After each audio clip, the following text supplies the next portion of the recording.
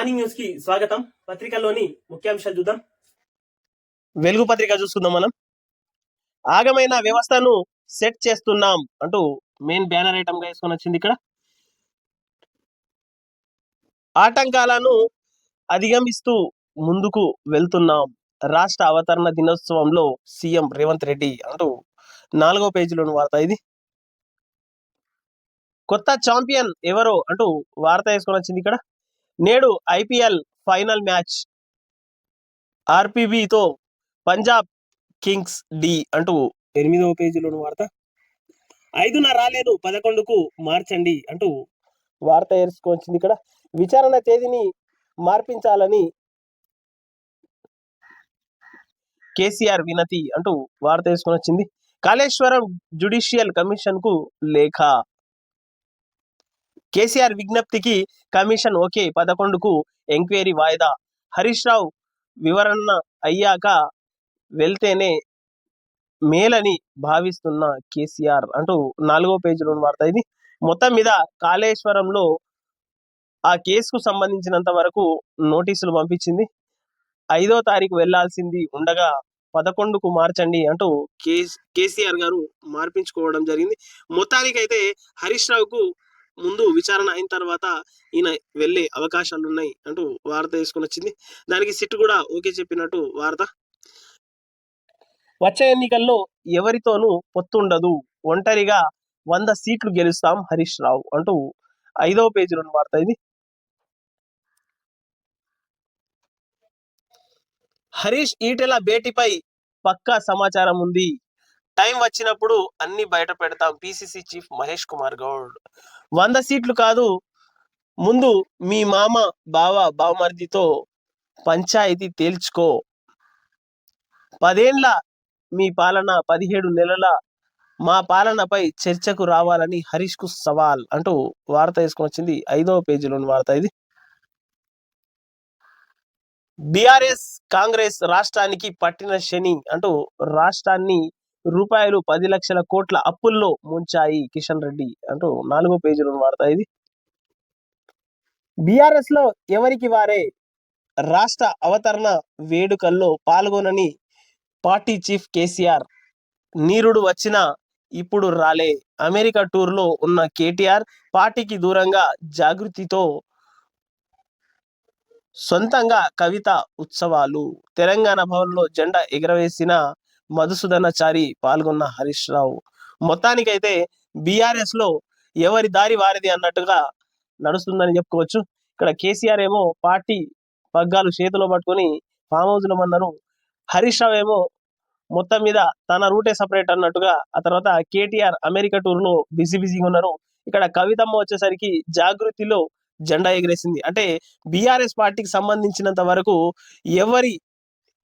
ఎవరిది వాళ్ళే చూసుకున్నారు, ఎవరి చంతన వాళ్ళే ఉన్నారని చెప్పుకోవచ్చు. ఫామ్ హౌస్ కే కేసీఆర్ పరిమితం అయినట్టు మనకు క్లియర్ గా ఇక్కడ కనబడుతున్నది. ఉద్యమ పార్టీ అని చెప్పుకునే కేసీఆర్ ఉద్యమ అమరవీరులకు మాత్రం ఎలాంటి నివాళులు అర్పించకుండా, ఏం చేయకుండా మొత్తానికైతే ఫామ్ హౌస్ కే పరిమితమైనని చెప్పుకోవచ్చు. కేవలం మాటలకు మాత్రమే పరిమితమైనట్టు వీరి యొక్క వ్యవహార శైలి నిలువుటద్దంలాగా కనబడుతున్నది. 9 మంది కళాకారులు ఉద్యమకారులకు కోటి వందనాలు అంటూ వార్త వేసుకొని వచ్చింది. ఇక్కడ ఆదాబ్ హైదరాబాద్ చూసుకుంటే తెలంగాణను ప్రపంచంలోనే నెంబర్ 1 గా నిలుపుతాం అంటూ వార్త వేసుకొని వచ్చింది. ఇక్కడ రాష్ట్రం పునర్నిర్మాణం దిశగా అడుగులు వేస్తున్నాం అంటూ సీఎం రేవంత్ రెడ్డి 8వ పేజీలోని వార్త ఇది. తెలంగాణ ఆర్థికంగా సాంకేతికంగా అభివృద్ధి సాధిస్తోంది అంటూ 8వ పేజీలోని వార్త ఇది. రాష్ట్రంలో 80 ఎకరాల్లో ఏకో టౌన్ అంటూ 8వ. కిటాకిషు ఏకో టౌన్ మోడల్లో ప్రేరణ పొందాను అంటూ 8వ పేజీలోని వార్త ఇది. అపోజిషన్ లో ఉన్న మాకు తెలంగాణే ఫస్ట్ అంటూ 8వ పేజీలోని వార్త ఇది.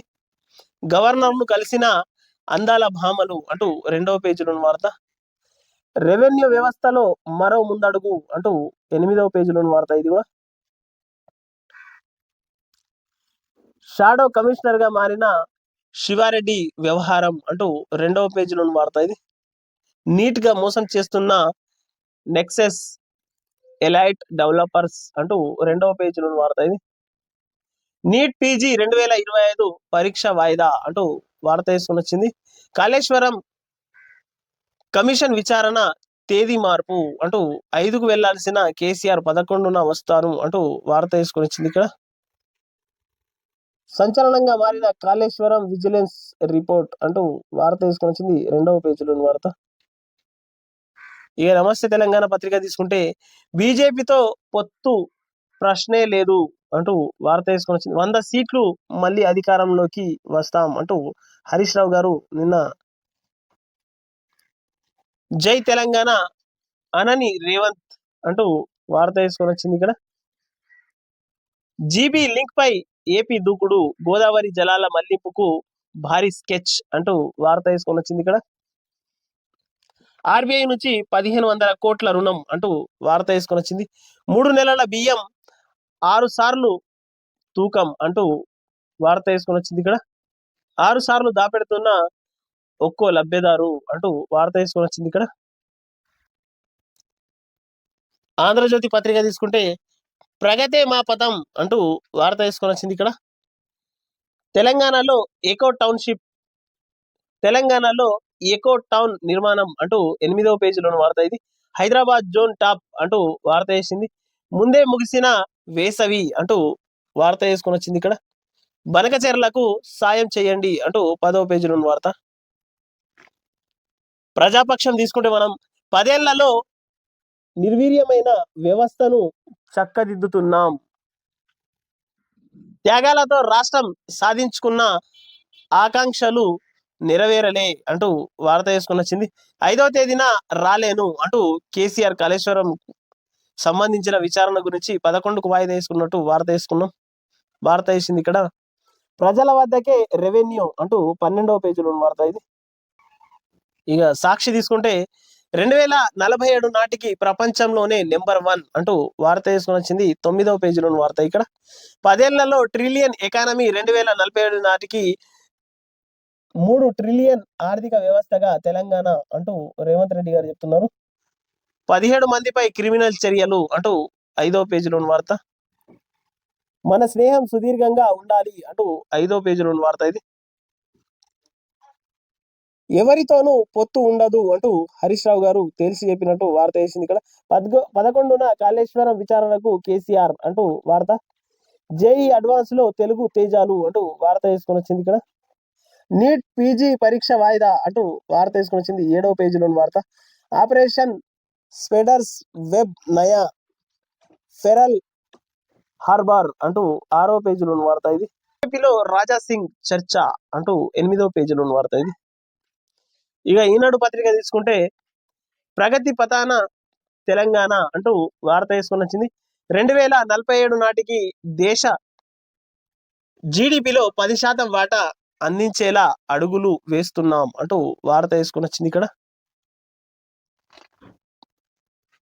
తొలివదిలో తెలుగు విద్యార్థి ఒకరే అంటూ వార్త వేసుకొని 10వ ర్యాంకు సాధించిన వడ్మూరి లోకేష్ అంటూ వార్త వేసుకొని వచ్చింది 5వ పేజీలోని వార్త. నీళ్ల పేరిట ₹1,000 కోట్ల దుర్వినియోగం అంటూ 3వ పేజీలోని వార్త. మళ్ళీ కేసీఆరే సీఎం అంటూ వార్త వేసుకొని వచ్చింది 3వ పేజీలోని వార్త. 5న విచారణకు హాజరు కాలేను, మరో గడువు ఇవ్వాలని కోరిన మాజీ సీఎం కేసీఆర్, 11న రావాలని సూచించిన కాళేశ్వరం కమిషన్, 6న ఈటెల, 9న హరీష్ రావు హాజరు. ఒకే షిఫ్టులో నీట్ పీజీ నిర్వహణ, 15న జరగాల్సిన పరీక్ష వాయిదా అంటూ 6వ పేజీలోని వార్త. ప్రజాజ్యోతి పత్రిక తీసుకుంటే మనము రాష్ట్ర వ్యాప్తంగా ఘనంగా వేడుకలు అంటూ మెయిన్ బ్యానర్ గా వేసుకొని వచ్చింది. ఇక్కడ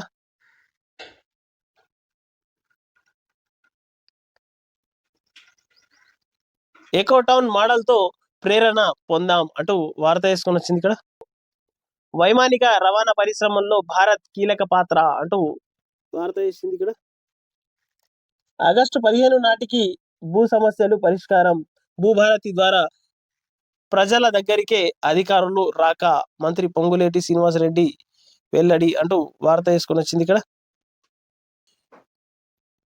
నీట్ పీజీ 2025 పరీక్షను వాయిదా, అభివృద్ధిలో కేసీఆర్, అబద్ధాల్లో రేవంత్ రెడ్డి అగ్రగామి అంటూ వార్త వేసుకొని వచ్చింది. మహిళలకు 21,000 కోట్ల వడ్డీ లేని రుణాలు ఎక్కడ ఇచ్చారు, రుజువు చేస్తే ఎమ్మెల్యే పదవికి రాజీనామా చేస్తా, ఒంటరిగానే బీఆర్ఎస్ అధికారంలోకి వస్తుంది, తెలంగాణ భవన్ అవతరణ ఉత్సవాల్లో హరీష్ రావు సవాల్ అంటూ వార్త చూస్తున్నాం ఇక్కడ మనం. ఎందరో బలిదానాల తెలంగాణ అంటూ 12వ పేజీలో వార్త. 10 ఏళ్ల బీఆర్ఎస్ పాలనపై చర్చిద్దామా, హరీష్ రావుకు పిసిసి చీఫ్ సవాల్ అంటూ వార్త వేసుకొని వచ్చింది 12వ పేజీలోని వార్త.